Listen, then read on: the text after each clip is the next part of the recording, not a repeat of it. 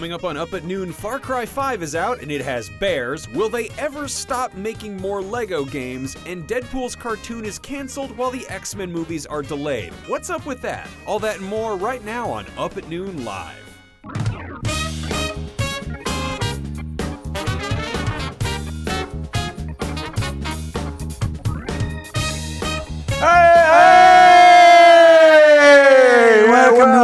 The number one show of all time. I'm Grandpa Chimpanzee, and I'm here to tell you it's time for the best show. Today we've got Max Scoville, Brian Altano, a living raccoon, and a bag full of polyps that I'm going to pop right out of my buttocks. Thank you so much for watching our show, and rest in peace to me, Ermund.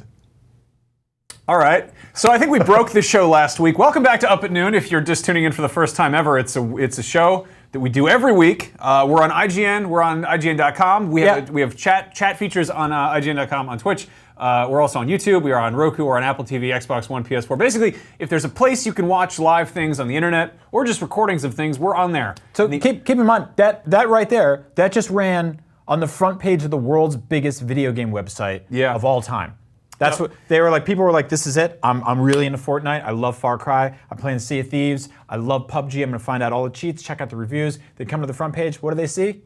Ermund the Monkey Man. Awful dead ape. Moving mouth. So we talked about Ermund last week. Fun fact about this image: I purchased for $14. I got a very high-res image of this exact thing right here. And I proceeded to get a throw blanket made with that on it that my fiance hates. And she'll be like, "I'm cold." And I'm like, "Oh, do you want this?" And she's like, "Get that thing out of my house." I also have it customized on my debit card. So when I go to pay for things, there are questions from the salespeople. Yeah. Anyway, this is a show we do every week. It's supposed to be about, I don't know, like comic book movies and games and stuff. But we stole the keys and we do all kinds of stuff. We talk about toys. We're going to be talking about trading cards this week. We have fun out here. It's going to be a good time. You know what I'm saying? We have fun. We get wet. Yeah. What? We get silly. This is, it's kind of like if... Getting nutty. Yeah. The movie Training Day starring children. Yeah, that's adult right. Costumes. So let's get into the news. There's a bunch of stuff. I want to talk about some Marvel stuff. There's a bunch of kind of bits and pieces floating around. One big thing that a lot of people, myself included, were looking forward to, Donald Glover, Childish Gambino himself, was working on an animated series based on Deadpool that was going to be on FXX. A lot of people were kind of picturing this as basically Archer, but with Deadpool, which apparently was kind of. I was also getting kind of almost some Boondocks vibes from it. I dig that. Going to be maybe doing like an anime style to it. That got the plug pulled, and the kind of the usual sort of business fluff being like, oh, creative differences occurred. I wonder what happened here. Yeah, genuinely. Do you think it was a tone thing? Was it that one sect wanted it to be more violent and goofy, and others wanted it to be basically like a mildly adult TV show? Yeah. The problem about putting it on FX or FXX or FXXX is that no matter what you do, it's still a cable show, right? That felt like a decision that was signed off on after a few drinks. That seemed the idea of okay, we're doing a Deadpool animated series. It's gonna be. I mean, it sounds like very kind of like an Adult Swim type of thing. And I know that. I mean, it's tricky with superhero stuff because they want to sell toys, they want to make money off of it. But it's also like, I don't know, Deadpool's like the highest grossing R-rated movie ever or whatever. So where does that live? And we're kind of, so many people are cutting cords and moving away from TV that an animation is really expensive. So how do you justify that? I guess you don't. You pull the plug on it. However, in spite of the sort of official answer of creative differences, Donald Glover hopped on Twitter and put up a bunch of very scathing mock screenplays. He basically was like, "Hey, I'm not too busy to do this." I think somebody at some point was like, "Oh, he's probably too busy. He's got a lot of projects on his plate." And he's like, "No, not really. Here's 15 pages." Yeah, something like that. It's if you follow a bunch of entertainment websites on Twitter or entertainment writers or just people in general, this was a fantastic litmus test to see how many of them know how to read. Right. So because most of them didn't read this. To clarify, this was not an actual screenplay. This was not an actual script. This was a goof. It was a prank, basically. That's but he like put the up, youngest photo of him. Yeah, I kind of picked it. I think it's from back when he was doing Derek Comedy. That's also animated Deadpool from one of the Marvel movies. But basically, the whole screenplay or fake script was very, very self-referential, as a Deadpool thing should be, but it was explaining how the show couldn't work, and there was all these jokes about Bitcoin and about Sudan, the last African rhino, and it took a bunch of pot shots at sort of general pop culture, but also at sort of Marvel's approach to things. This was never, he was pretending this was the finale of the show, but this wasn't the actual script for the show. This was kind of this was a Twitter gag in a triumphantly wonderful display at how well he knew the source material. It was consistently breaking the fourth wall of what it would be like to make this show had they made it, while also lampooning and skewering the people that stopped it from getting made. Yeah. Which is pretty spot-on parody, which is exactly why it went over so many people's heads. Yeah. He made one comment in there that I thought was sort of just incredibly profound, which is that maybe in light of sort of recent sort of current events, maybe a cartoon show about a gun-toting white guy who goes on rants isn't really a thing that we need right now, And it's I saw there's a lot of shootings in America, and I saw a really heartbreaking thing from a Florida comic shop owner who was talking about how some of the kids from Parkland High School came in, and one of them was like, "Yeah, man, I tried to watch the Deadpool trailer and I couldn't. I can't do guns right now." So I love Deadpool. I've loved him my whole life, but it's also he does exist in like a weird space. So I can understand, if maybe Marvel doesn't want to put one of their more famous sort of gun-toting characters front and center. Yeah, I mean it's tough, right? Because art is escapism, and I want this show to exist. I don't know if FX is the place for it, honestly. I mean, I think this is something you can kind of put on. Netflix just feels like you can get away with more. Same with stuff like HBO. But that being said, like so much creativity went into we assume went into the pitch of the show and concept art and all these other things that hopefully someday we get to see all of it. But I don't know how much of that can kind of get carried over to somewhere else, because it would be cool to see this live somewhere. That said, I understand the sort of hesitance to glorify violence in some capacity. I also think that escapism should, in many ways, be a celebration of stuff that we don't get to do in the real world. I don't get to be a red-hooded evil Spider-Man ninja with swords that kills people and eats chimichangas. I don't get to do that. I get to eat chimichangas sometimes. They're off diet for me, but I make it work. But ultimately, I go to those things to see something that I can't do or can't be. But it's all sides have to be considered a little bit. But FX in general is I don't know if it's a place for it. We're seeing TV kind of dying out right now, and I feel like how so?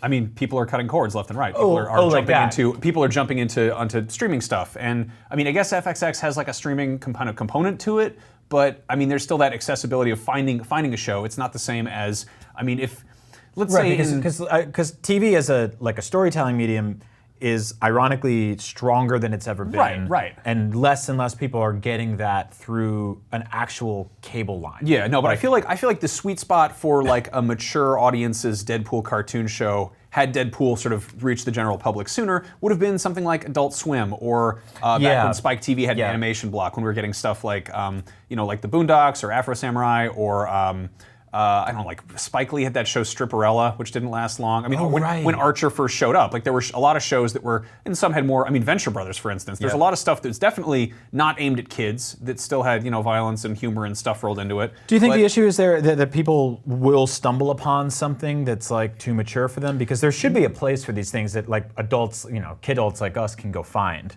No, I don't think that's the concern. I think that at this point, it is getting weird because Deadpool is so popular, and of course kids are like, I like that guy, and I've always been when I was 8 years old, I was like, I want to read this, and my mom's like, I don't know if this is okay for you. Right. But there was a period in time where they would put out those, there were those toys that were they were like baby Marvel toys, baby Marvel superheroes or whatever, and there were certain ones that were off limits. Deadpool was one, Punisher was another, Ghost Rider was another. Generally, any very sort of darker characters, if there were a lot of guns involved, if you, sold your soul to Satan to become a flaming skeleton, things like that were deemed not okay for kids, and gradually they were like, yeah, but we want to sell toys. So it kind of shifted over, and now you can go to Target and buy a Ghost Rider Lego set, and you're like, oh, it's a little man who rides a motorcycle and fights Satan or whatever. Yeah, I always find that interesting because I was in Toys R Us, rest in peace, a couple months ago, and I saw those sort of small Call of Duty kits, right? And it's, to me, that's I mean, I grew up with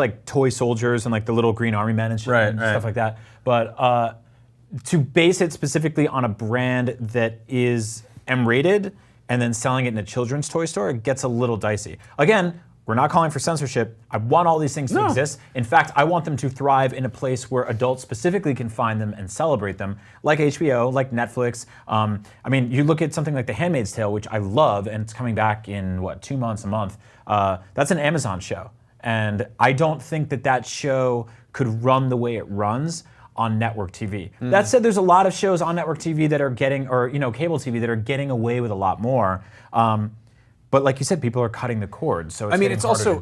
We're going to talk about this more later in the show, but sort of there's a lot of confusion surrounding where Marvel characters live and where they can exist. Obviously, there's the kind of big divide of Disney, Marvel, and Fox, right? And Sony to a lesser extent. But like Deadpool is an X-Men character, and as such, he's attached to Fox stuff. But it's just weird, and also Deadpool needs the rest of the Marvel universe to kind of function. He's a foil to so many other characters. That was always kind of the gag, was having special guest stars in his comics. Anyway, I'm bummed to hear that the show got canceled. I feel like, I don't know, Donald Glover's going to wind up doing something really cool like that. He's playing Miles Morales in a Spider-Man movie at the end of the, voicing him in the animated one. And the cool thing, and he cameoed in the last Spider-Man movie. He'll be in Solo. He's busy. Yeah, he's keeping busy. To work on. And you particularly, as a huge Deadpool fan, get a new movie very, very soon. Yeah, is still surreal. Yeah. End of the day, I'm not worried about the future of Deadpool. I am worried about the future of animated series on TV, because it seems like that's sort of one of those things where the number crunchers are like, unless we're selling tons of toys, this isn't worth it or whatever. So yeah, you look at stuff like Castlevania found its audience, and Voltron and stuff like that, which isn't necessarily a mature show. It gets into some stuff. There's also the guy farts in the ship, which is great. But I think everything has to sort of have its place. And right now, I think it's equally confusing if you are, say, a father with Netflix and your kid watches it. You have to sign them into their own account effectively, because otherwise it'll just start auto-playing, Jared Leto's Yakuza movie. Right. And if they're two, that's not great. Although I would have watched the hell out of that when I was a kid. Anyway, Roy414 on our Twitch chat says, I don't care about animated series. I don't know why you're watching our show. We do. So anyway, moving on to talk about the live action things. The future of the X-Men cinematic universe is in sort of a weird spot right now, because it was just announced that their kind of big release, which was going to be X-Men Dark Phoenix, which was supposed to come out in November, has been pushed till February 2019. And meanwhile, New Mutants, which was supposed to come out, I think, in April of next year, is pushed until August, which is a considerable ways off. We've seen a lot of kind of shuffling around in the X-Men movies with Fox, and I think they're desperately trying to play catch up. So those are the current real release dates as of right now. They might always change them. There are a bunch of reshoots happening with New Mutants, which is one thing that people always they always get very worried about, but sometimes they're for the best, and sometimes they're part of the process, and sometimes it means the movie is a trash fire, so it's really too soon to tell. But if their release date is now August 2019, I would say they have enough time to reshoot the entire movie if they feel like it. Meanwhile, I think it's weird. There's a whole kind of thing going on. Originally, Dark Phoenix was going to come out in November, and they've since replaced the sort of the November slot that was taking up from Fox's sort of offerings. They've replaced that with the Freddie Mercury biopic that Bryan Singer of X-Men directing fame was attached to, but since got kicked off of, and they've got a different guy. So basically, they had to fire a guy, and then subsequently everything sort of got shuffled around. And there's also the fact that I imagine Game of Thrones is kind of a monkey wrench in here too, because you've got Maisie Williams, who's playing Wolfsbane in the New Mutants movie, and Sophie Turner, who's playing the Phoenix, and they have to kind of work around Game of Thrones. Which is weirdly hot off the heels of Ramsay Bolton in Humans. Yeah. So which is canceled. And so I don't know, mutant stuff's kind of a mess right now. I think compiling all of that is not painting the best picture for everything.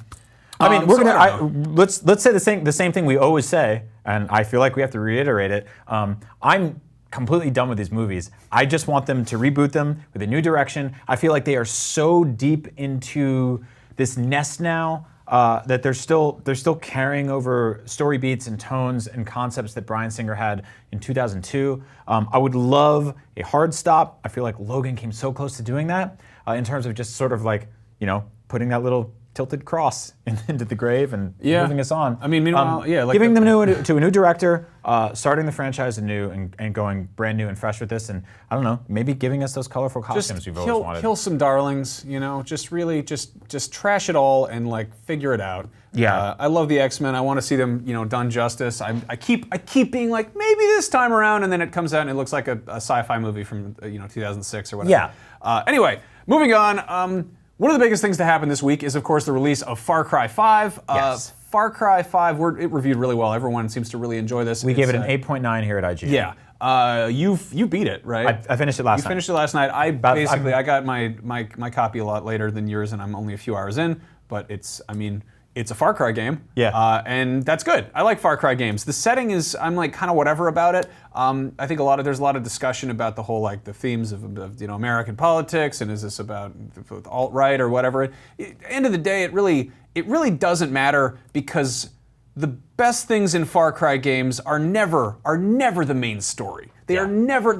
If you talk to somebody about Far Cry and you start discussing the sort of the campaign, I feel like you're bearing the lead there, because the best things about those is like when just insane stuff happens and you don't understand why, and it becomes your story. It becomes your adventures out in this strange world. I did a 2-hour live stream on Monday or Tuesday this week with Chloe Rad. We played Far Cry 5 on PC, on like this really nice PC, and just like, first of all, the game is stunning. Wherever you play it is stunning.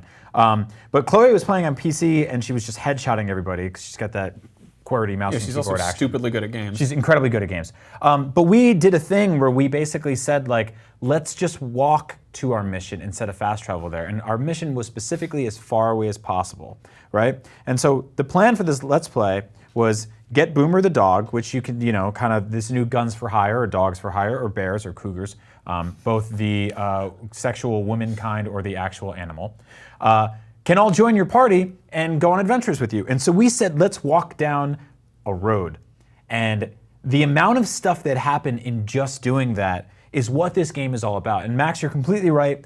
Push aside all of the, what is this supposed to be? Who is this supposed to be? Who is this for? Did this deliver on the promise? Is it political enough? Is it not political enough? Is it too political? Mm-hmm. Throw all that crap aside. Where this game shines is walking from A to B or Z and just watching insane things happen. In the average minute in this game, if things are going well or terrifyingly, bonkers, you will be walking down the road, a truck full of awful cultists will roll up to you. One of them in the back has basically like a machine gun, a turret gun. They spot you, this the stabbing noise plays in the air, they start firing like crazy, and then things go haywire. And so from there you decide, do I want to throw dynamite at the truck? Do I want to throw dynamite in front of the truck and headshot everyone, which is what Chloe did the other day, like multiple times? Do I want to sick my bear on the men while I shoot the man in the turret gun? And in doing all this, you start to alert other people. And some of those people are good guys who live in Hope County, Montana, and they come in and they save you and they get killed. Or other people are in helicopters, they come in. So it's just nuts, and that's really what it's all about. Yeah, I had a great moment. I love it because, like you said this, we talked about this on Podcast Beyond, but you said that it has a thing called, it has jank. It's a janky game. Yeah. And some people are like, that's not a real word. Well, it is. It means like, what does it sound? It sounds like something that's hanging off the back of a station wagon, kind of waggling around. In the case of Far Cry jankiness, it's kind of the same. It's the same thing that like Bethesda games have, where you're like, there's something about this is a little bit goofy. It kind of breaks the immersion, but it's really funny, and you get a kick out of it. I had just a wonderful moment. It was very early in the game, and I was just kind of started doing those perfunctory. First of all, the game is great about just kind of sending you loose and being like, go have fun. And there's obviously some sort of kind of baby steps missions that they put in front of you. Yep. I was doing one of those to kind of like unlock some stuff, and somebody goes, hey, there's some bears that are on drugs, and we need you to kill the bears. And I was like, oh, there's 3 bears. I'm gonna go kill these 3 bears. It's gonna be fine. It's easy. I can take down some bears. And I go over, and there's like a little kind of area you're supposed to be in. Right off the bat, I see there's like a lady there, and she's like shooting at one of the bears, and she's like, hey, do you need any help? And I was like, yeah, sure. Here, you can help me. And you pay her, and she comes to be your AI assistant. And I go after one of the bears, and I kill him, and he blows up, and I shoot some drug tanks, and there's green fog everywhere, and the bear is high, and then it's dead, and I take its skin, and I'm good there. And then I see another bear out of the corner of my eye, and I look over, and it's just booking it across the screen. It's just bolting, like full speed. And I read somewhere that I think bears can run as fast as cars. Like they're surprisingly fast. And I'm like, oh, in real life? Yeah. And I'm like, I think they run about 40 miles an hour, and cars can go a little faster. And I was like, where the hell is it going? And so I'm running around this whole area looking for the bear, and I'm like, there's no bears here. Where did the bears go? And I'm like, well, I guess I can't do this right now. Maybe I'll come back later with bait or at night or something. And so at that point, I've already forgotten that I had this AI assistant because she's like stuck in a bush or something. And I go over and I get on an ATV. Not realizing that she hops on the back of the ATV, and I gun it. I'm gonna go do some other story missions or whatever. And I gun it, and I hit a fence, and she goes flying off the ATV and hits a tree and immediately dies. And she's like, I'm bleeding out. And I was like, oh crap, I'm sorry. And I start to get off the ATV, and I turn around, and there's a bear like right here, and it's roar, and just like mauls me, and then I'm on the ground and I'm dead, and it's like plays the banjo music, and I'm just like, the hell was that? And I'm like, I died, and some people would be like, "This is stupid. The game didn't cheap." But it's also, it feels like it's slapstick. Oh, totally. I mean, most of my deaths in that game come from being like, I can wingsuit, no I can't, or I'll parachute off of this, or I'm really good at landing this helicopter. I started following, and we followed each other, Julie Nathanson, who's a voice actress. She plays Jess Black in this game. And Jess Black is sort of an insane woman version of Link from The Legend of Zelda. And I'm not going to spoil her story at all, but all the Guns for Hire sort of have like an interesting backstory to them. Some of them you just kind of rescue, like Cheeseburger the bear, who I got very early on, and I love rolling around with that dude because he's got this like ratty looking dog collar. He's a bear, you don't have to justify it. Yeah, he's awesome. So I brought Cheeseburger the bear to meet Jess Black, and Jess Black is this insane archer woman, and she's telling me the story, and I don't want to spoil it because and I won't, because I want you to play this game. But her story is deep, and it's dark, and it's about kidnapping and child abuse and what it was like to grow up under abusive parents. You always do that. You're like, I'm not going to spoil it. Anyway, here's some... No, without saying anything about it. So in her telling me that story, we were traveling from section to section in the game, taking out compounds, and my bear keeps bumping into her because he's a bear. And so she's like, and that's when things got horrible, and they brought in the blah, blah, blah, blah, blah. And you know, the moment I knew... Excuse me. Damn bear. And she keeps going. And so I have a bear who's just running around with a collar on, bumping into her, like cutting into her like deep, dark story. And it's just like, I don't know, it's like if somebody farts at a funeral. Like it's horrible, but it's kind of funny a little bit. I love when the AI just bumps its head against itself. Did you hear Marty's story? No. Yeah, so there's a woman in the game who's sort of like, she calls herself like a cougar. And she's like a very sexual adult woman. And so all these people get out of this mission, and this thing happened to Marty, where like they're all just like, it's really good. It's gonna be really nice to finally go back to some peaceful moments in our time. And somebody else is like, it's been really hard out here since this cult took over, but I feel like Hope County's finally gonna get the freedom it deserves. And she goes, only thing I'm hunting is trouser snakes. And so like all of these things clash, and it's just goddamn great. I love it for that. And so that's why people are like, this game has to be more political, or it's not political enough. It's impossible to tell a highly political story while there's also bears on fire, and there's hawks that you fight with grenade launchers. I'm kind of playing it like a live-action South Park game. Yeah. Last night I was at a trailer park, and I saw these two pink flamingos. I put a little clip of this up on Twitter, and I went up and I shot them, and they both fell over, and it was just something so like in this huge world where you could blow up everything. I just like bonk, and then somebody out of like over on left field, Jesus Christ! And then someone was like, someone's shooting. Where is he? And then this truck pulls up with a mounted gun on it, and there's 3 dudes, and I gotta fight them, and I'm just running around, and one of them's like high on drugs, and he's chasing after me, and something gets set on fire. I love this. I saw this happen to somebody else, and I was like, there's no way this is going to repeat for me. Something gets set on fire, and a wild turkey comes running through the fire, catches on fire, and starts fighting these guys. And I'm like, it's a turkey. It's a Thanksgiving dinner. And it's just like, and it's clawing these dudes and mauling them, and they are like, forget the guy shooting the flamingos. We got to fight this bird. And there's like 5 dudes fighting a turkey that's on fire, and I'm like, yeah, I'm just gonna drive away. I love it so much. I saw a guy land a helicopter and get out to start shooting me, and a moose ran across the street and bumped into him. I didn't know there were mooses in this. And so, like, the fire in this game is not the most realistic looking fire in a video game. I would say this is the best fire in a Far Cry game since 2. Oh, for sure. But in terms of the way the fire behaves, it behaves like fire in that it does not behave. Yeah. It's just completely insane. And so everywhere you go, like, moments happen that stack on top of moments, stack on top of moments, and you're now left in this situation where you're like, what I went to do was hijack a vehicle. But by the end, I basically have 5 stars in GTA multiplied by animals and fire, and it's fantastic. It's so good. The thing I do the most in this game, and this is by accident, is that there's these vans that drive around that have like guys in the back that are basically kidnapped, and you have to shoot the driver or stop the car somehow, which is very hard to do without shooting the driver. And then stop the car, open up the back doors, and let the guys out. And they're like, "Thank God, you really saved me. I hated being in that van. That sucked." And you're like, "It's fine. I got you. It's cool." But what I have in that game is a souped-up sniper rifle with a like extra ammunition thing on it, and also a muzzle that suppresses fire and makes it so no one can hear me. So I will hide out on the hill, and one of those vans goes by, and through the back window of the van, I will shoot a perfect bullet through the head of the person I'm trying to save and into the back of the head of the guy driving the car. So I kill the guy driving the car, but I also kill the hostage, and now there's just a car on the road, and I awkwardly, I'm like, no one will know. Yeah. Dude, Far and Cry it's rules. just the best. I love this game. Oh I love my it so God. much. Yeah, I'm like, seriously, that's kind of the moral of the story, though, is that the story of Far Cry is your story. Yes. It's never the thing that they write. And they do a lot of hard work on it, and people argue about it in the comments. But end of the day, it's about setting an animal on fire and then watching it fight computer men. Yeah. So you actually... if you head over to IGN's like main page, there's like a story section we just rolled out. If you go to our Snapchat, Instagram, it was on Snapchat, it was on Instagram.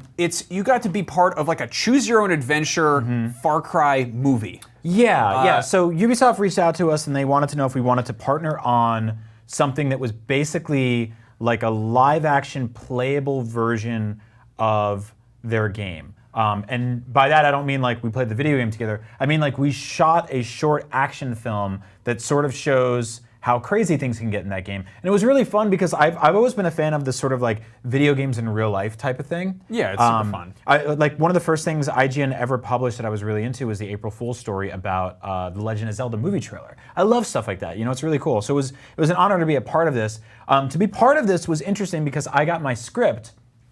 And like the diva that I am, I was like, I don't have any lines in this. And they're like, well, yeah, you're the damsel in distress. And I was like, what?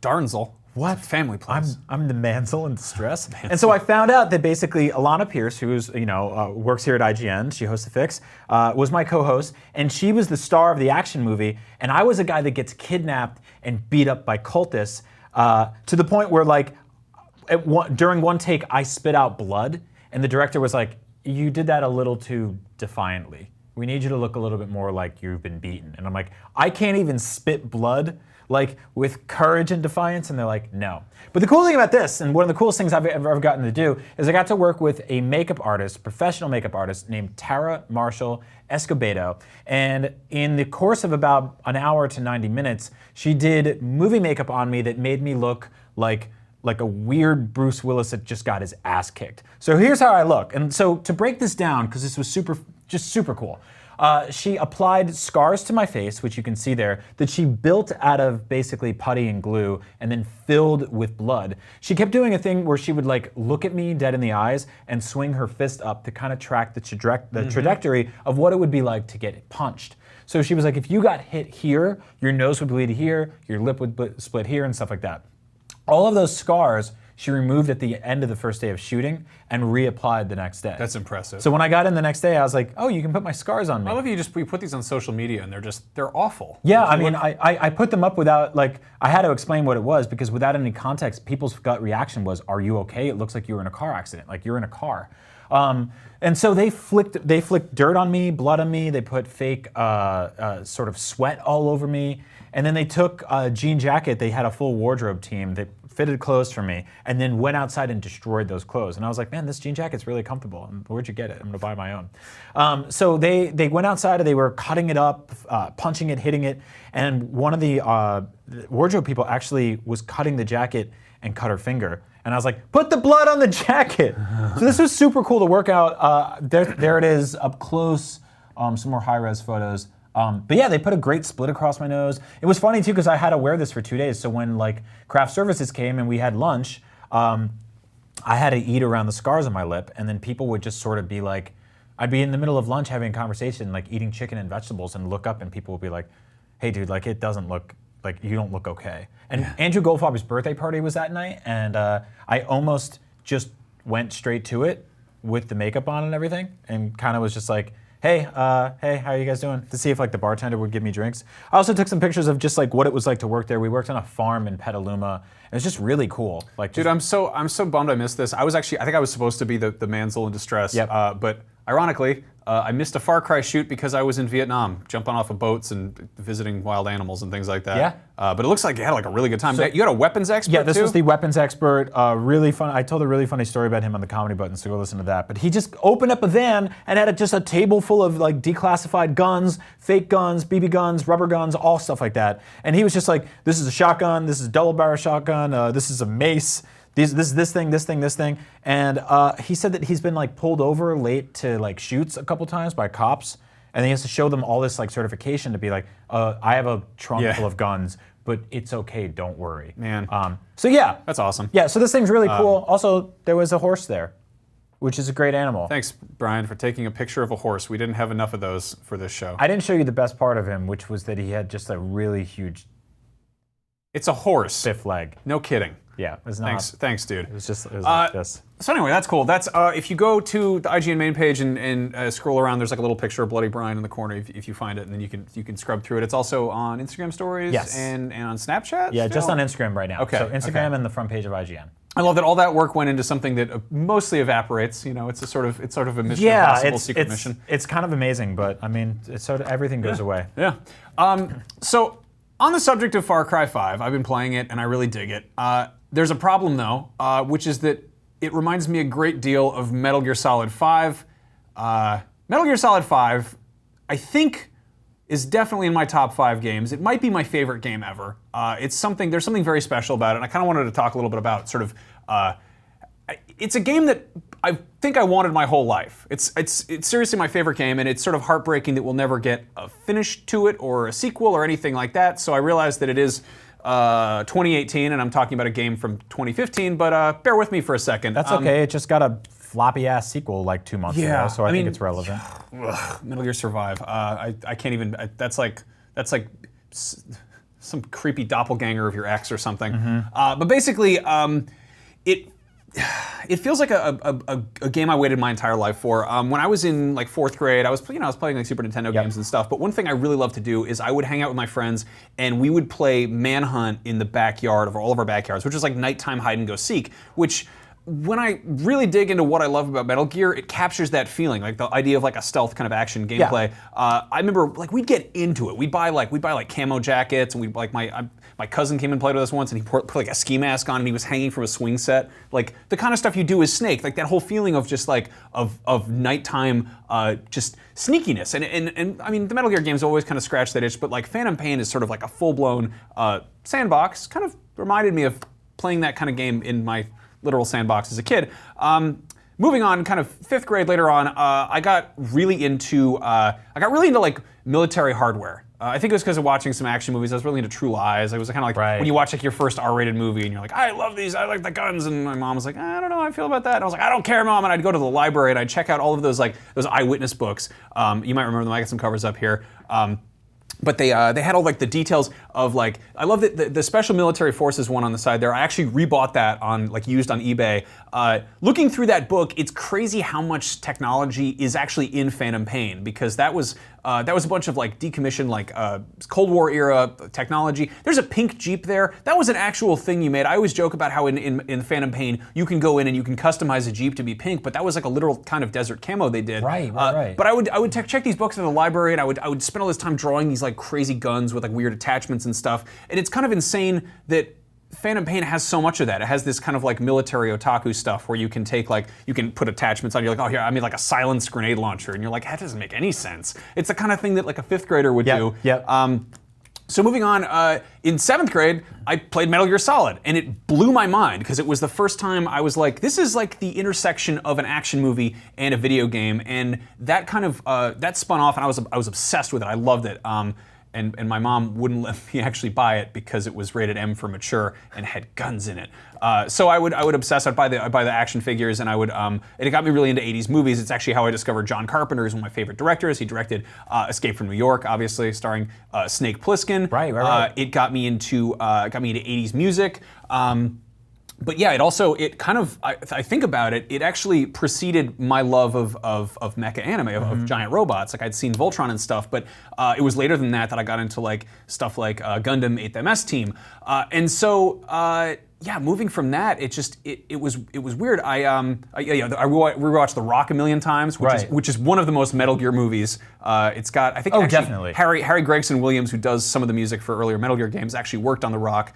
But it's like it's kind of crazy how much Metal Gear managed to not only kind of capture stuff that I was already into, but then sort of refocus me into other stuff. I was going to say, like, it brought in things that you already appreciated and loved growing up, and gave it like a home for them. Yeah. But also set you on a path of inspiration for a bunch of things that you probably wouldn't have found without it. Which I think is what the best media can do, right? Yeah, and I mean, it really helped. It always sort of felt like, here's what games could be. Here's what they're really capable of. And I'm one of those dudes who kind of like idolizes Hideo Kojima, and I have managed to make a career out of talking about games and pop culture and movies and all that stuff. I actually got to go to Japan for a preview event for Ground Zeroes, which is, I don't really consider that Metal Gear Solid 5. It feels almost like the kind of the tanker mission demo disc tutorial for Phantom Pain. But I got to go and I got to see it up close, and I met Kojima and got to preview the game and stuff. And I think before I got to do that, I think it was early 2014,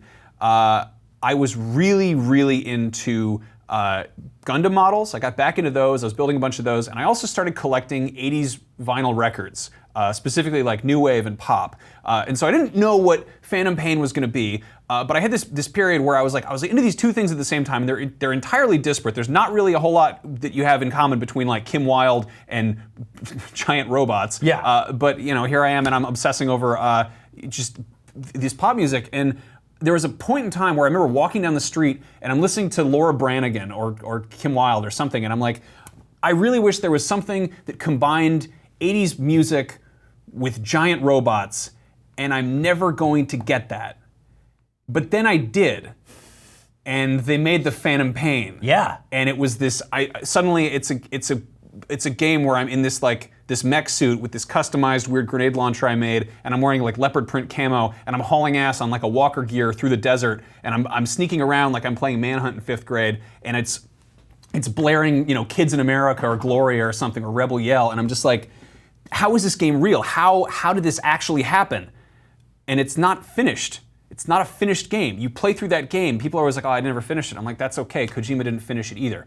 And he never probably will. And we're probably never going to get a proper sequel or conclusion. And that kind of screws me up, and I'm still kind of hung up on Metal Gear. And I don't really know what to do about that, aside from maybe replay Metal Gear, or just dress up like Snake like I did at Halloween. I had fun with that. I actually got my fiance involved. She was kind of okay with that, and I've got a box too. But the point of my story is, I can see you. It's I'm sneaking. I don't know. Like, it's weird to play this game that feels just sort of like a culmination of everything that not only preceded my love of video games in like a really a modern sense, but also captured everything that kind of came between it. And it's like, I don't know what to do now, Like, I'm gonna play, like every game I'm gonna be playing after this is gonna have like there's gonna be that little scratching thing in the back of my head where there's like, doesn't have, yes, this might be a beautiful open world that captures that feeling of sneaking around, or maybe this has giant robots in it. Yeah, or no, maybe it has 80s music. You're chasing ghosts. It's like me with something like Resident Evil 4, where it was just sort of this apex of where this franchise went, and then it splintered off into different directions. And I'll never truly get a sequel to it, although I probably have more of a chance of getting that than you do of getting another actual traditional Metal Gear game, whatever that even means. But I guess the reality is, so much of the things you loved funneled into this game and in this franchise, and so many things that you love came from it, that maybe what you got is a lot, and it's kind of enough. Yeah, and maybe it's like, I'm not gonna call you like greedy, and I don't blame you for asking for more, but man, like, you got something really cool, and we all did, and I love this game, and I don't think we'll ever get anything like it ever again. Yeah. And I think even, everything that Kojima does from here won't be exactly the same. No, like, I mean, I'm looking... It'll inspire us to check out new things, right? And watch new movies and dig into other stuff. I mean, the fact that, like, I think his next game will get a bunch of people watching Guillermo del Toro movies that aren't just The Shape of Water that win awards, but just the weirder ones, and also maybe looking into some of the horror that went into there. I hope people don't just walk out of it and go like, I gotta watch The Walking Dead now. It's like, well, yeah, do that, but also like, I don't know, check out all the original stuff that inspired this. So I mean, the best pop culture is the kind of stuff that funnels you into other pop culture. Yeah. So Metal Gear Solid 5, if you never played it, fantastic game. Story kind of peters out because they didn't finish the game. But if you like the mechanic in Far Cry of sending a dog to go bite people or having a woman snipe people for you, I think they borrowed that from Phantom Pain. So. Meanwhile, Phantom Pain borrowed a bunch from Far Cry, so it's all everything sort of flows into itself. All right, moving on. We got a new trailer for Lego Incredibles 2 this week. Incredibles 2 is coming out this summer. It looks cool. It's weird that it took them this long to make it. I think that was what 2003 when that movie first came out. Yeah, it's been a minute. And the movie comes out alongside that, and it strikes me as kind of odd because. A Lego Incredibles game doesn't really have a huge roster to pull from. It's got one movie that we've all seen and another movie that we haven't seen yet. So as far as familiarity goes, okay, I mean, I have faith in it because it's, it's Pixar and it's Traveler's Tales Games, TT Games, who've been making all these Lego games. And they know what they're doing. I feel like their senses of humor are very much in line. Yeah, they've also made like 7 superhero games at this point that are specifically Lego. So it makes sense. They know how to make this stuff. My concern though is. I think they might have kind of set themselves up to fail at this point. I think or at least back themselves into a corner. Right. They kind of they went too big too soon. I was looking through it and all the Lego games that have come out. There have been, I believe, over 20 of them, or about 20 of them, and this is following the sort of the modern Lego game kind of approach and aesthetic. In 2005, the first Star Wars video game came out. And right off the bat, as far as a game where you switch between a bunch of characters, that set like a pretty high bar. That had 59 characters, and that was all, I think, based on the prequels and stuff. I actually replay that one pretty regularly because it's on. I bought the DS cart probably 3 years ago and played it entirely on my 3DS, 100% of it. I have it on my phone, even with like wonky touchscreen controls. Now, was that the prequels one? No. So that was Lego. Are you thinking of the original? Yeah, the original one, which then they added the complete saga to. Right. But yeah. So that was their second one. Was Lego Star Wars 2, and then they did Lego Indiana Jones, and already. I mean, Star Wars is famous for having, first of all, like a obsessive toy collecting community behind it, but also like a huge, backlog of like obscure characters. You can be like, oh, you got Bib Fortuna, you unlock this character. Lego Indiana Jones, you're like, oh, it's the Nazi that gets pushed in the propeller. It's kind of like, okay, it's a little bit more. And that was an interesting. Like they started doing students that were in his classes and stuff. Yeah, like you're that. like the woman who it says like "love me" on her eyelashes. Well, it's very interesting, and it's like to be completely transparent, it's sort of like it's taking. It's a lot of what we do here at IGN, where we're like, oh, there's a new movie coming out. Let's do Easter eggs. Let's do a spoiler cast. Let's do this, this, and this. And like that works. That business model works for some things, like really big movies, Harry Potter. The Force Awakens and stuff like that. Doesn't necessarily work for The Shape of Water, right? For example. But the sort of application of saying that like a Lego game has to have 800 unlockable characters and red bricks and stuff like that doesn't really work for Indiana Jones. Right. It works for Batman. It does work. That was their one they did after that, which has, of course, it has, I don't know, 70 years of Batman characters they could pull from. I don't know the exact number of characters in that game, but they did Lego Batman, they did Lego Indiana Jones 2. At the very least, Indiana Jones has 3 movies to pull from in terms of set pieces and vehicles and stuff like that. Yeah, and Batman has an infinitely deep bench of villains that are weird that you didn't even know about until you played that game. And then they did Lego Harry Potter years 1 through 4. Harry Potter's perfect for Lego because there's such a huge, there's books, there's tomes of information, there's so much kind of, there's a very large deep end to that. And then they kept going from there. They did, I think, The Hobbit. They did like Batman 2. They did Lord of the Rings. Pirates of the Caribbean. Pirates of the Caribbean is weird because there's what 3? There were like 3 movies out, or maybe 4 movies out when that came out. And I don't know. It lines up with existing kind of Lego pirate sets that existed at that point. Pirates was actually the first one of those games, as someone who had played all the Lego games except for Harry Potter, but one of the first ones where I played the game even though I wasn't really into the movies. Just to see how it went. And I realized that if you're not intrinsically connected to the fanfare that comes with that franchise, they're not that great. And that's okay. I mean, they're fun, goofy, sort of slapstick kind of beat 'em ups. But when you're unlocking characters that you don't care about, they kind of lose something. You know, so Yeah. I find that kind of interesting. No, and I mean that's sort of the concern with something like The Incredibles. Yeah. I mean, and they've kind of in more recent years they've done. I mean, like again, like Hobbit, Lord of the Rings. There's tomes. There's literal tomes of like deep cut stuff. You can hire like like Tolkien historians. Again, Harry Potter. They did 5 through 7. Lego Batman 2 DC Superheroes was a kind of a landmark one because that was the first one where they were like, we got like 120 characters, awesome. and it's also open world. And you're like, what? And I there was, believe like, a that was hub one world. of the first ones where you could play each mission as both the heroes and the villains. That would make sense. So I remember very specifically, I think I did a Let's Play with Greg Miller where we went through a level as like Batman and Robin, and you could play it again. It was like a bank heist, and you play it again as like Riddler and the Joker, stealing from the bank. And so you that's would come cool. in through a different door, and like the replayability is a big thing in those games. So adding a dynamic where it felt interesting and different to do that was really smart and clever. They did Lego Marvel Superheroes, which I think to this day is my favorite.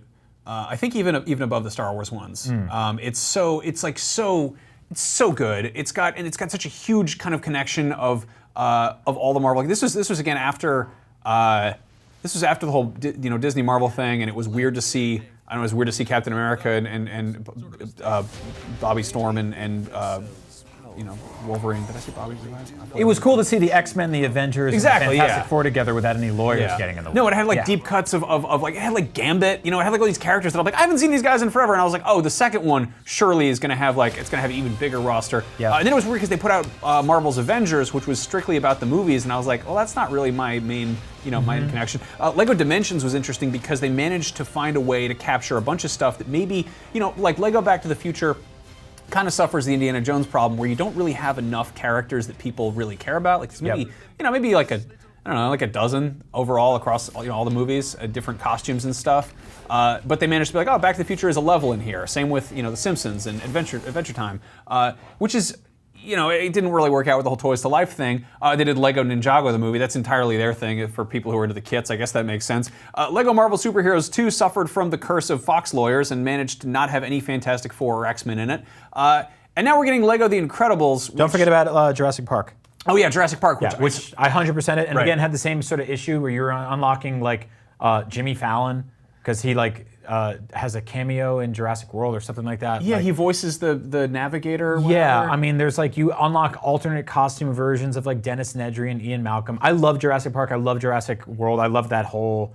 I love dinosaurs. But like, imagine what a Jurassic Park Lego game would have been like if it was just Jurassic Park, just the first game, and all of those ones that had rosters of like 200 characters hadn't already come out. It would be much more impressive. It would be like, oh, I don't have this expectation for all these characters.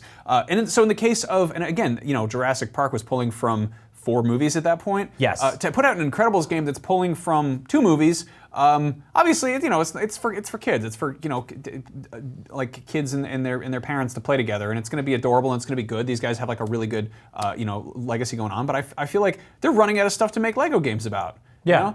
And so maybe it's smart that they're kind of pulling back and just doing more singular focus as opposed to doing like Lego Pixar the game and it's everything Pixar's ever done in one game together. But at the same time, part of me kind of wants that. Me too. Because I'm totally with much you. deeper bench. Yeah, I mean, you like The Incredibles? Like, name 76 of their characters. Yeah. 'Cause if you can't work for Lego or for Traveler's Tales. We actually do have a preview up on IGN about Lego Incredibles, and it's talking about how for The Incredibles, the writers actually built out a ton of characters. Like I think it's Gazer Beam is one of them, and there's these characters that they have these entire backstories for and like ideas of what they can do. Oh, right. That's cool. But that never got utilized in the movies, and so they're like, yeah, go nuts. And I think that again, Pixar and TT, like it's got that same amount of like detail and silliness, but also kind of commitment to like adventure and fun. Yeah, I'm totally with you. I really love these games. I want to give a quick shout out to Modern Chow on Twitch.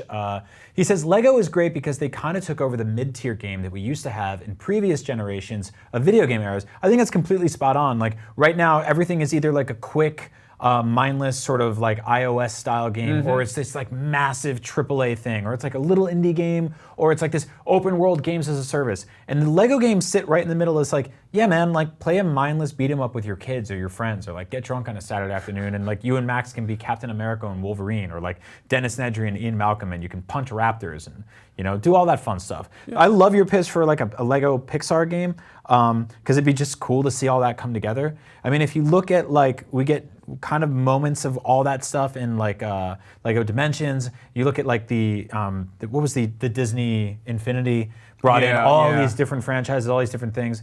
And ultimately they didn't work out, I think, because the business model was about toys. But selling one $60 or $50, whatever it is, product that has all of these franchises in one spot is really cool, especially if they're all under one umbrella, which is Pixar, or Bendy Lamp, whatever that thing is. Yeah. We're talking about a lot about sort of the intersection of Disney and Marvel and merchandising and superheroes and all that. We talked at the top of the show about how the next two X-Men movies, not counting Deadpool, have been sort of delayed and pushed back. And while we were talking about this, it occurred to us that hey, we haven't played a video game with the X-Men in it in a minute. Yeah, and I think we both grew up playing video games with the X-Men, and it's one of those things, you and I talked about the concept of nostalgia recently. It's one of those things you don't realize it's gone until you kind of look up and you're like, wait a minute, that's right. Yeah. We don't get X-Men games anymore. We got the trailer for X-Men 2: The Clone Wars, which was predating Star Wars, but this came out for Super Nintendo and Sega in I think 1994 or 5. Mm-hmm. This was only on Sega. This was huge. The game was hard as ass. But yeah, we're looking at recent games. There's been a ton that people have into. X-Men were a big part of Marvel vs. Capcom up until Infinite, which came out last year. Last year. Yeah. And it was all Marvel heroes. It was all stuff that was kind of under the Disney Marvel umbrella. And at the same time, we got Lego Marvel Superheroes 2. The first one had a ton of X-Men characters in it, and they completely yanked them out. And they were like, oh no, it's more about time travel and weird stuff like that. And it was like, well, I kind of miss the X-Men. I kind of want X-Men in a video game. And I dug into when's the last time we got a dedicated X-Men video game, not counting Marvel Heroes Omega, which was the sort of free-to-play port of a PC game, which got axed. They shut that down. Yeah, which is a bummer. But the X-Men were in 2 mobile games in 2015. They were in Contest of Champions and another one that was called, I think, Future Fight. There was an X-Men game called Battle for the Atom that came out in 2014. That's the last time they got a dedicated X-Men in the title game, and that was canceled in under 2 years. There was the Silicon Knights X-Men game as well. That was X-Men Destiny, which came out, I think, 2012 or 13, which was just abysmal. And I remember specifically during the GameCube, PS2 era, playing the, what was it called? X-Men Legacy? Was that the Legacy? The sort of top-down X-Men Legends. Gauntlet style? Legends. That was a really fun couch co-op game. Yeah, the first 2 of those were awesome. I think the second one was the first time Deadpool was in a video game. Oh, really? Yeah, it was. Those were awesome games. And they also did a good job of kind of scoping the problem with X-Men and really any superhero team making a video game about it is that you're not just making one protagonist, you're making a bunch of them. So either you make a game where it's you switch between, I don't know, 3 of them or something, or you make 6 that are sort of half-assed. I mean, the reason that stuff like Spider-Man and Batman work better as video game characters is that they're one person with a skill set with a bunch of stuff in there. Right. I think the counterpoint to that is that when I watch the X-Men movies and I'm not particularly invested in a character like Cyclops or Jean Grey or even Storm, those characters make pretty awesome kind of 2-dimensional or 3-dimensional video game characters because it's kind of just it's a cardboard cutout with awesome powers, right? And so I don't really care about Cyclops' backstory or his love interest. All that's boring to me. He's just a dumb character to me. No offense if you love him. But playing him in a video game is awesome because he's a man that runs around shooting lasers from his face and killing Sentinels. That should be a no-brainer. Yeah. But yeah, I mean, it sucks because we grew up playing X-Men video games. I'm sure a lot of people did. And then it's just very quietly, they stopped being a thing that exists. And meanwhile, the X-Men movies are kind of in this weird state of hey, we're making a new one. It's going to be better than the last one. Sorry, it's going to be late. We're just turning in late. And then, they've been kicking that Gambit movie down the road for I don't even know how long. To say that there's an X-Men cinematic universe is, I feel a little bit disingenuous because it's kind of all over the place. And I don't know, at least we're getting a Deadpool movie. There was that Deadpool game, which was pretty fun. Yeah, it's weird because when we get a new Lego Avengers game, people are like, where are the X-Men? When we get a new Marvel vs. Capcom, people are like, where are the X-Men? But when you get an X-Men game, nobody goes, where are the Avengers? Yeah. You know why? Yeah. Because the X-Men are goddamn awesome on their own. Yep. And so somebody make a damn X-Men game. I don't know what it has to take. I don't know what you want from an X-Men game. I actually would love a Legend-style game where you and me can team up, play couch co-op, unlock characters, level them up, beat up bad guys, and just go through the world. Dude, I hate to say it, stuff. but give me a hero shooter type game. That's sure. I think the only way it makes sense. That sounds great. Jubilee and Mr. Sinister running around just shooting stuff at each other. None of it makes any sense. I don't know, make it like based on like arcade. Yeah. Anyway, Let us know what you want from an yeah. X-Men game. I know you want an X-Men game because you love X-Men and you love video games, and those things go together perfectly. So why is no one making one? Yeah. Unless they are. E3's right around the corner. I hope they're making one. You never know. Anyway, so moving on, still on the subject of the Marvel Universe because it's a fun thing to talk about. Our big, huge super boss, Steve Horowitz, who sometimes watches the show to know that he's paying attention, he dropped these off on our desk, and they are a bunch of. They're called it's the official handbook of the Marvel Universe, and these are the master editions. And basically, how these work, it's all weird because they're all like 3-hole punched. Yeah. You were like, these are for like a tabletop game, and I dug into it, and these are basically precursors to trading cards. Like we grew up with like those kind of skybox trading cards that had, stats about characters, like their height, their weight, and it's like, short answer, they're not real. But how they used to do this is they'd put out, initially kind of in the 80s, they'd put out single issue comics that were just, there was no comic story, they were just full of stats and like, there's the lizard. You can find out his backstory, you can find out where he first appeared, what he does, is he dead? And then what I love is that these are from 1990, these were first put out, and they've got a bunch of characters that I don't know or we've forgotten about. Who you got there? Shaper of Worlds. I don't know who that is. That looks like a scroll crossed with I don't know. Here's Howard the Duck. Oh, he's awesome. I love those drawings. I love that. Ulick. I mean, this is a friendly reminder that this is a deep bench. Like Marvel's got some stuff. Who can wait to see Mother Night take on the big screen there? It kind of sucks right now that Marvel characters are in this weird custody battle between Fox and Sony and Disney and Marvel. Because there's a huge, wonderful universe full of insane characters such as... Who remembers AIM, AOL Instant Messenger? Damn it. No, those guys were in Iron Man 3 or whatever, I think. Then, of course, there's Armadillo, who I do not know about. Yeah. But I read a ton of X-Men growing up. Oh my God. It's funny, though, because... Look at this one. Who is that? It's Big Bertha. So Big Bertha is actually she's from the Great Lakes Avengers. Which are kind of like, I really hope they dig into them in the movies because they're basically like, they're like dorky Avengers. There's Cable. There's that Rob Liefeld Cable. Look at those shoulder pads. Yeah. So these are great? Yeah, there's a ton for them to pull up. This is funny because these all predated like my first exposure to the Marvel Universe and its many characters and all their stats and everything was the trading cards. Yeah. And I actually have a pack of some trading cards right here. I figured we could open up to kind of compare. Oh, really? These are from 1994. These things are from 1990, and yes, they're kind of reprints. And it's weird. I had these growing up, and I don't think I knew what they were, but I had them. It's funny because you're like some people just want to read the comics, some people want the information so they can be experts on the comics without actually reading them. It's kind of a precursor to a wiki. It's a bunch of information about it's all the stats and everything, but you're not actually getting the stories exactly. So I'm opening up a pack of 94 Fleer Ultra X-Men Premier Edition. Is there gum in there? There's no gum in here. This is after gum. These are finely painted.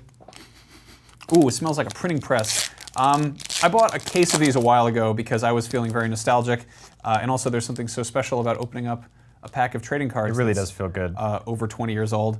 Oh damn, these are gorgeous. Yeah, these are so great. So here's Extinction Agenda. They would do like they do like the big battles and everything, and they also do like characters. Who we got? Oh, we got Shadowcat, Kitty Pryde, as portrayed by Ellen Page in the films. Executioner. This is all X-Men, of course. So some of them showed up in movies and stuff, but other ones not so much. Who we got? This is Graydon Creed. I think that's Sabretooth's dad or something. Right. And here's Wolverine versus Lord Shingen, which I think we got to see in the movies in the X-Men Origin second movie, just the Wolverine or whatever. I love this. Ooh, I got a nice chrome one. This is cool. Here's Magneto defeated. The coolest thing in the world that ever happened when I was in second grade was Magneto ripped out Wolverine's skeleton, and then Professor Xavier came and fried his brain and turned him into a toddler. So I got a card of that now. That's pretty cool. That rules. Yeah. And then there's Apocalypse, so we got to see portrayed awfully as Oscar Isaac in the last X-Men movie. Who is that? That's, oh man, Dazzler. I don't have this one yet. Cool. Yeah, and then there's Phoenix, star of the next upcoming film, and then Nightcrawler, who they still haven't quite nailed in the movies. They got close. It's kind of crazy, though, to just look at, like, hey, the sort of the formation of how nerds absorb information without actually going to the source material. It's funny how that changes, Right, you start out with, binder pages, and then you move on to, like, beautiful Hildebrandt brother paintings with stats on the back. So just wanted to share that. We do a lot of unboxings here of brand new stuff, but it's nice to kind of dig into something ancient. So that was our show for you this week. Next week we're opening up a bottle of wine from 1989. Yeah, we're breaking into Al Capone's safe. It's gonna be a doozy. Tune in for that. Yeah, thank you guys so much for watching. This was a blast. Yeah, I don't know. X-Men video games need to come back. Lego games need to have more insane things in them, and we should open up more cards because it's a good time. Up at noon, I'm Brian, that's Max. We did it, you did it. Thanks for watching, and never look away again. Have a great weekend, everybody, after you do Friday. The thumb is here to signify the end of the show. The thumb means that we're done. Good night. Thanks for watching. Don't leave us hanging. Just turn the camera off. I like it when they do this.